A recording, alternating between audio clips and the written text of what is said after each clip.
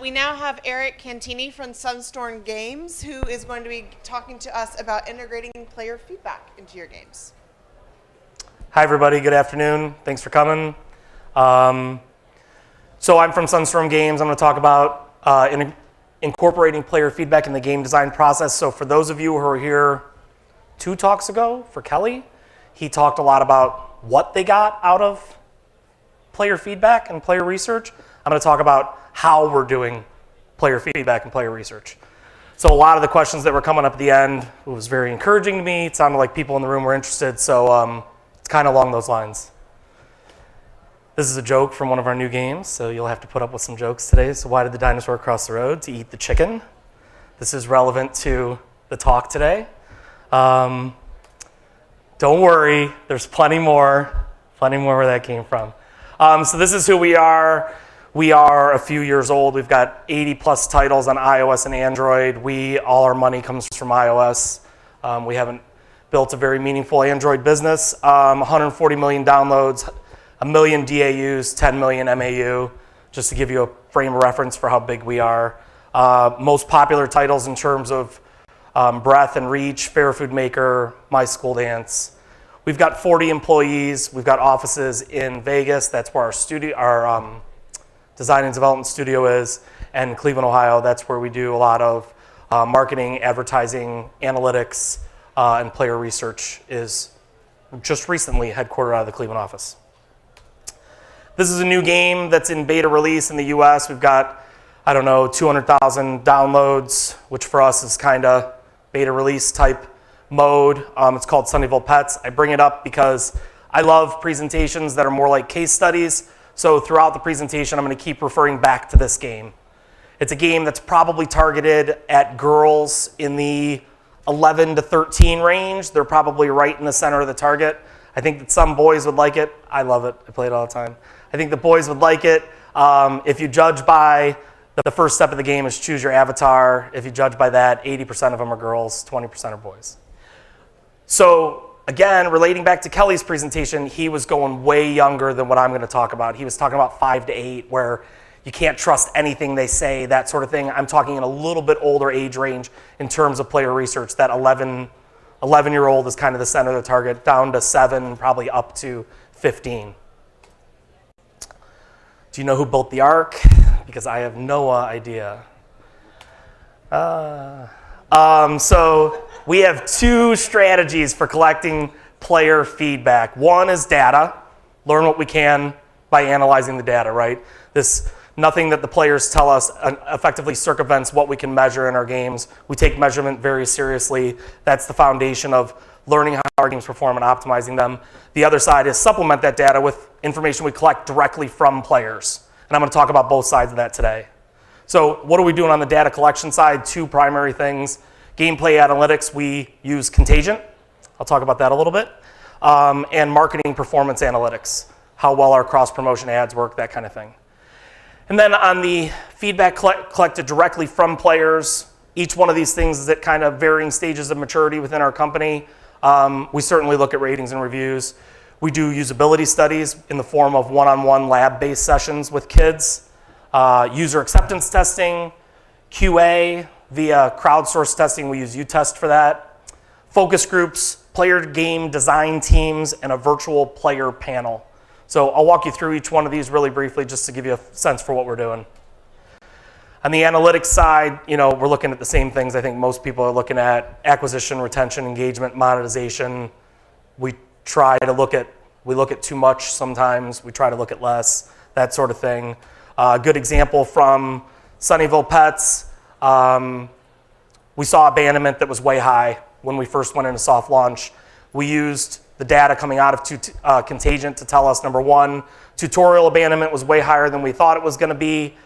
Without the first tutorial, you didn't know how to start the game. You have to buy a cage for these pets, and you have to buy your first pet to kind of get your store started. Kids were having trouble figuring that out. We reached out to a group of kids. They said, yeah, that's tricky. So we modified the first tutorial, saw dramatic improvements in the game, kind of fixed the primary problem. But there's a real simple anecdotal example of how we use data coming out of Contagion to tell us what's going on in the game. Thought thought this would be interesting. I hear a lot of people asking questions about these different platforms. So the challenges related to us using Contingent, we've got a resource dedicated full-time to implementation, a tech liaison type resource, database expert, development expert, and he's spending all his time on it right now. I hope that's not going to go on forever, but right now he's spending all his time on it. Our development resources are learning a new SDK, they're learning how to use this tool, they're spending a lot of time on it. QA resources are really coming familiar with it because when the reports come out and things don't match up, they have to know how to report bugs. So there's a lot of people who had to get familiar with this. We've had a lot of struggles cleansing our data. We've got some dedupe efforts that are required sometimes. Fraud prevention is big. We thought we weren't being ripped off around the world. We are. They're stealing coins. They're doing all sorts of things. Kind of don't care, except when the data becomes meaningless because there's 10 million coins stolen in a day. So we had to implement fraud protection. We either had to figure out really great ways to clean the data all the time, or we had to implement fraud protection. We went with the fraud protection way. So we've built now 3 stages of fraud protection. We think it's pretty good. They can still break it if they try hard enough, and then we'll have to clean the data. But that became a big deal to us once we started really getting into gameplay analytics. And then the data, like I said, data cleansing is going to be an ongoing effort. We can't learn everything we need to know from these analytics. We learn some good stuff, but certainly not everything we need to know, like what's fun, what do players really like? Are those jokes funny? Should we rip them out of the game? Do they like them? Do they like engaging with them? That's kind of the relevancy to the jokes, right? Because there's no way you're going to get that from the data. You have to find that out from the players. And then Contingent's not free. We had to pay for that. So on the marketing performance, so that's it on the data side of what we're doing. On the marketing performance analytics, this is an example of 3 interstitial ads that we ran, cross-promotion for Sunnyvale Pets. You know, we've got 2 winners at a 0.71 MCR and a 0.70 MCR marketing conversion rate, which we call it installs over impressions. And then a loser at 0.57. The only difference is that it's a boy instead of a girl behind the desk. So for us, you know, for every 1 million impressions that we show in a day, that's 1,400 installs. That's a meaningful number when we're trying to burst a game into the marketplace. So we measure that really closely. We do a lot of testing. We want to do a lot more. We're always kind of testing different versions of creative, and we measure it really closely to see who the winners and losers are. One of the big things we've learned here is that just because something wins overseas doesn't mean it will win in the US. So we run our tests overseas, we get an idea of what's working, but then we run the test in the US again. We don't just take the overseas winner and use it in the US, even if it feels like it should be obvious. Where did the piano go for vacation? The Florida Keys. Of course. I shouldn't have put the answers up. I should have made you figure them out. Ratings and reviews, I'm sure lots of you or all of you do this, right? This is an example from Sunnyvale Pets, the early versions when we first launched. So we had 359 ratings. So yeah, I had to do the math for you. So 294 of those were from earlier versions. So 78% of the ratings were 4 or 5 stars.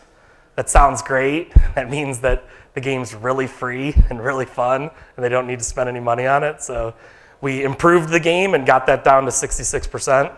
So we're still working, get those ratings down. But you know, we watch it really closely. We certainly read all the reviews. We want to know about bug fixes, crashes, those kinds of things. You get a lot of feedback on early versions. You know, I got an iPad 1 and this game never works. Like, you get a lot of those feedback. So if you're not paying attention to your ratings and reviews, I would certainly advise it. So usability studies, this starts to get into where we're interfacing directly with players. This is a picture of a usability study that we ran for our game. We do it kind of in a simple, I've worked for agencies where we rent out Class A usability testing facilities. They cost like $3,000 a day. They're really elaborate, they're really nice, very comfortable couches and free candy. You don't need to spend that kind of money, in my opinion. This was a table at a local room in like a community center. You've got our tester over there on the far side watching a young girl play the game on a Mini. You've got a webcam pointed at the Mini. You've got obviously a camera from this vantage point pointed at the situation, and then you've got a note taker on a computer. So we had 2 usability player research professionals asking the questions, taking the notes, interfacing directly with this young girl. And we got a camera on the device so we can see what her fingers are doing, and a camera on her face so we can see how she's reacting. And then we can always go back to the notes and play it back and figure out, make sure we didn't miss anything. On my opinion side, for a 9-year-old girl, I've never met a man who could run this test, making that individual feel very, very, very comfortable is your number one task. I couldn't do it. I've sat through hundreds of hours of usability tests. I consider myself an expert in the field. There's no way I could run this test because the girl would never feel comfortable. Something that Kelly said earlier today really hit home. So, an example, there's a mini game in Pets where they have to escape across a street. It's kind of like Frogger-esque. You have to rescue these pets across the street, and the girls were losing a lot at the beginning because of how we had balanced the game. They won't ever say, this is too hard, or this is broken, or this doesn't work. What they say is, I'm no good at it. I can't figure it out. They blame themselves. So Kelly made a bunch of comments about that. You got to it's very important to ask the questions the right way. The women, the one pictured and the one who's not pictured, they've built their careers on knowing how to ask those questions, on not leading the player through the process. You got to know how to take the information they give you, interpret it appropriately, and not lead them down the path that you think, because you're going to look at the game and you're going to think, yeah, this is good, that's bad. You don't want to lead them down those paths. You want to make sure that you're soliciting that information in a really passive way, and expect that they're going to say things to try to please you. If you ask them, is the game fun, 90+% of them are going to say yes, because that's what they do. That's what they do in school. They try to come up with the right answer all the time. That's how they live their lives at that age. This is what a report looks like. So, this is from a different game. This is from a Salon game that's in beta test right now. But we get pictures of kind of where it is in the game. We integrate the quotes. This is the report that we deliver to our game designer, the producer, and the developer so that they can understand the feedback that's coming out of the report. You've got, those are yellow and green buttons. I don't know if you can tell the colors, but kind of red's bad, yellow's okay, green's good, and you've got quotes from the girls and that sort of thing. So, a 30 pages of this gives the developers a really good perspective on what information we've collected in the usability tests. Next one is user acceptance testing. This is kind of what we do after the game's been approved by Apple, right before we're going to go into soft launch, or right before we're going to go into hard launch, and we just kind of want to do one last check, make sure things are okay. Our QA team's doing that in production. We're all playing the game a lot to make sure everything's okay. We also want to get some young people to play it. Right now, it's super informal. It's like, hey, you got time? Can you play this game for me? I'll pay you. Play it for 3 hours and then send me a text and then I'll call you. So that's our current process. Like I said, call 10 young players, email them the instructions, wait, interview them to collect their feedback, then drive to their house and say, here's your money, thank you very much. What we're gonna do and what we're building towards is a much faster, much more efficient process that yields feedback from 20 plus players in 48 hours. The trick is, we don't know when Apple's gonna approve it, and then as soon as Apple approves it, everybody in the company's like, let's go, come on, let's do something. We want to make sure that everything's okay. We want to make sure that we get good feedback. So having it back in 48 hours is important. So we're just kind of building that network of players.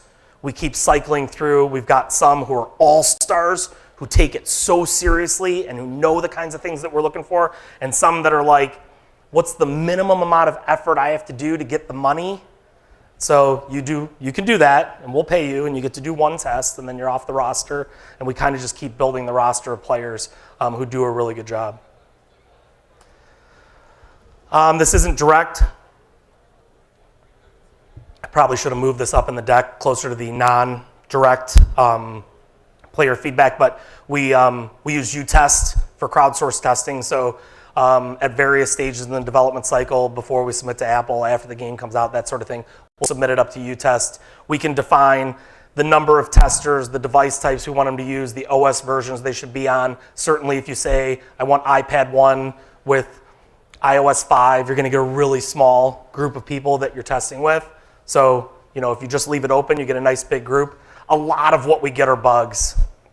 They report, it crashed, this didn't work, I don't understand this, that kind of stuff. A little bit of what we get is usability and kind of improvements. So some of the tickets we get back go right into our QA bug fix system. Some of the tickets we get back we just disregard. Yeah, we knew about that. But some of them kind of become good discussion topics for design. Hey, a bunch of the U-testers kind of said the same thing about this. They couldn't figure out this step in the process, that sort of thing.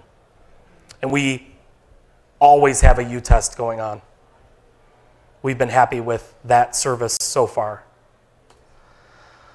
Focus groups, so this is something that's new for us, but I've had a lot of experience with it in past lives where I'm bringing this into Sunstorm now. We hired, to give you a frame of reference, our player research team is 1. She reports to me. A month ago, before she started, it was 0. It was me. So that's the scale of investment that we've made so far. She's got money to work with. She can reward participants. She can use outside services, that kind of thing. But it's one individual running this and lots of development teams all asking for stuff. We don't have any problem in the company with anybody saying, no, I don't want more player feedback. It's the opposite. They're like, hey, what about this? What about this? Can I get this one tested? Can I get this? Can you ask them this question? So she's got a lot of, there's a lot of energy and a lot of appetite for the information. So focus group, something we're working on putting together now. They're great for ideation. They're great for design validation. Hey, we've got an idea for a game. It's called this. How do you think it would work? Kind of just hear what they have to say. And then, well, what if it worked this way? How would that work? Have you ever played a game like that? So from a competitive research perspective, they're phenomenal at these, it's never surprising what a 13-year-old girl has played. Like, I never even heard of that game. Where'd you find out about that? Oh, my friend, from a friend, and but it's super fun. You'll love it. And then you go in and you find these really cool gameplay mechanics that you can take best practices, you can incorporate them into what you're doing. And then from a game design discussion perspective, hey, like I was saying, this is how the game should work. What happens this? What happens after this? What about this mini game? That kind of stuff. And they give good feedback. So we just started our first one. We've got a project, a new game that's kind of just finished up pre-production. We've just started to build out some of the mini games. We've got a few playable builds on certain portions of the game. It's probably going to take us about 5 months to build it. And we're assembling a team of players who are going to be active participants throughout the life cycle of the project. There's a little bit of trepidation within the development team about how is this going to work and what kind of feedback are we going to get, but we're going to try it and see how it works. What they're signing up for is 8 sessions over a 10-week period. We're going to have a kickoff. It's coming like next week. They're going to come into 5 bi-weekly sessions, so there's going to be round table sessions. Everybody kind of, what'd you play, what'd you think, share some ideas. There's going to be some, what levels are you at, what's fun, what isn't fun, that sort of thing. And then there's going to be some playing alone together, right? Everybody play on your device. We can walk around the room and see how you're doing. There's also going to be some individual sessions with each player, and then we're going to have like a launch party. We're going to make it fun. Hey, the game's done, you were a part of this, here's some pizza, that sort of thing. We're gonna give them gift cards and cash for helping us, and then we're gonna have some sort of like random rewards when they come in for one of these meetings, like, hey, there's a prize, this person won a prize, and maybe we'll rig it so that everybody eventually wins one prize, something like that. Virtual player panel, so we just started this too. We started it Monday, 3 days ago. We already have over 100 kids signed up. We've only reached out to friends and family. I'm unbelievably encouraged at how eager people are to participate. We basically said, hey, we will occasionally email you questions and we'd like your kids to answer them, right? Via online surveys, SurveyMonkey type stuff. And we emailed all the parents we knew, everybody in the company got the email, they signed up their kids. We're just going kind of halo effect out. And again, I mean, we're over 100 kids in 3 days. I wanted to be at 1,000 kids within a week or so. Now I'm thinking bigger numbers, like I'd like to have 3,000 kids nationally that are all on this email distribution where I have a question I want answered. Which name do you like the best for this game? Which characters are your favorites? Doing kind of like the pirate stuff that Kelly did, the examples that he gave, questions like that, getting a really big sample size instead of asking 10 kids. Asking 10 kids a very specific question is really hard to figure out, was there a good answer there or not? You know what I mean? I want to ask thousands. So it seems to be going well so far. If you've ever thought about trying it, I'd encourage you. Here's an example of a survey we did. I'm only showing 8, but there were 20 or so in the survey. We asked kids a very carefully worded question, like Kelly recommended. You have to ask it very carefully. Our question was along the lines of, if you could only pick one of these ponies, which one would you pick? Like, didn't say it's a stuffed animal, didn't say it's a toy, didn't say it's a game. Just if you could only pick one, which one would you pick?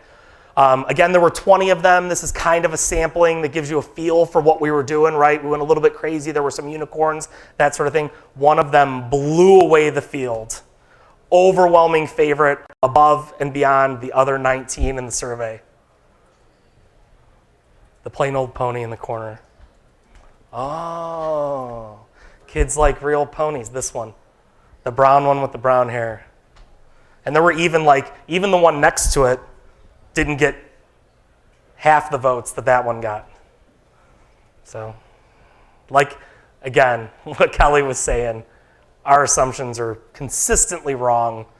It's better to just ask the kids. We'll get better over time at knowing what they want. And then after you know the answer, you go, oh, of course. Oh, it's because of this, it's because of that. But really, why not blue with stars on it? Blue with stars should have been the favorite, but it's not. Kids don't know any better. Is your refrigerator running? You better catch it. All right, that's the end. Thanks, everybody. Anybody have any questions for me? Thank you. Or want to tell them a joke, maybe? Or want to tell me a joke? Want to- Why did the chicken cross the playground? To get to the other slide. Actually, I have 2 questions. First one, when you asked them the 20 that you showed them, did you ask them why they picked it, or did you just guess? We don't ask them a lot of why. Okay. Is that They have a really tough time articulating why. Okay. And you'd mentioned It's earlier. tricky and distracting to ask them why. Like in games, you earned 100 coins for what you just did. Is that good? Yeah. Why do you think you earned that? Well, because I was fast enough, or because she looks pretty, or because I did the right thing, or something like that. If you then go why, it gets really distracting. And then the second question is, you mentioned that you use a female interviewer for young Yeah. girls. Do you do the same thing for young boys? We're going to use a female interviewer for everything. More so because she's really, really, really good at what she does.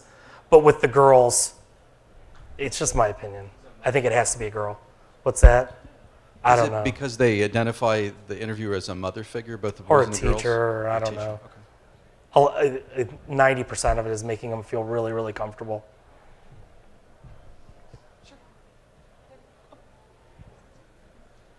You said you have over 80 titles. Did you start testing right away, or when did you guys implement your testing strategies?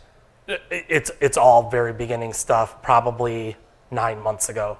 So yeah, no, we're just getting started with all of this stuff. I've been with the company for a year now, and so a lot of it was just kind of my own pet projects on the side, like, hey, I'd love to do this, I'd love to do that. And now everybody's gotten very eager and accepting of the ideas. But yeah, it's not something that's like permeates our history. Are you able to get an ROI on that? Am I able to get ROI on the cost of the testing? Oh, the cost of the testing has been like nothing. Oh, it's been... Well, I'm saying, I think theoretically, the ROI on what we've done so far. Now I have an employee, so there's actually a cost associated with this. But up until now, it's been like 0 over whatever, so that's infinity or something. I don't know. I think the ROI is pretty phenomenal. It's just, I think it's a cost of doing business too. If you want to make games for kids, you got to figure out what they like and what they don't like, and I don't know any other better way. We certainly don't know. Are there attributes of certain projects that you test more? Are there things that sort of are a red flag for you, like, oh, we're going to need to test this a little bit more than some of the others? Probably like difficulty levels. You know what I mean? We mess with how hard something is, right? We want it to be really easy the first couple times, then we want it to get progressively more difficult. We want there to be, we don't want it to be a grind. We want there to be satisfaction in completing something that was a difficult task, but we also don't want you to constantly fail. So when it's balancing that kind of stuff, those kind of attributes, I mean, we want to see them play. Again, they won't tell you this is too hard. They'll say, I'm no good, right? But what it means is it's too hard.